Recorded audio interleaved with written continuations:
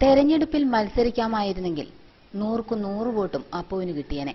അത്ര ജനപ്രിയനാണ് അപ്പു. തില്ലങ്കേരി കാഞ്ഞിരാട് ഗ്രാമത്തിന്റെ വളർത്തുപുത്രനും കാവലാളും ജനസേവകനുമാണ് അപ്പുവെന്ന് നാട്ടുകാർ ഓമനപ്പേരിട്ട് വിളിക്കുന്ന ഈ നായ. തെരുവുനായെന്ന് വിളിച്ച് നാം അപ്പുവിനെ അപമാനിക്കേണ്ട. ഇവൻ ഓൾ മെൻസ് ഡോഗായ നോ മെൻസ് ഡോഗാണ്. കാഞ്ഞിരാട് സ്വദേശികൾ ആര് വിളിച്ചാലും അപ്പു അവർക്കൊപ്പം പോകും.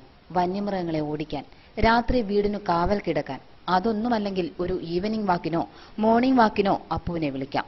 നിങ്ങൾ ബൈക്ക് യാത്രക്കാരനാണെന്നിരിക്കട്ടെ, ഒരു കൂട്ടിന് അപ്പുവിനെ വിളിച്ചോളൂ. പിൻസീറ്റിൽ ചാടിക്കയറിയിരുന്ന് നിങ്ങൾക്കൊപ്പം ഒരു ഗൺമാനായി എത്ര ദൂരം സവാരി ചെയ്യാനും അപ്പു ഉണ്ട്. വാഹനം ഓട്ടോറിക്ഷയോ ജീപ്പോ ബസ്സോ ആയിക്കോട്ടെ, നിങ്ങൾക്കൊപ്പം ഒരു ട്രിപ്പ് അടിക്കാൻ അപ്പു റെഡി.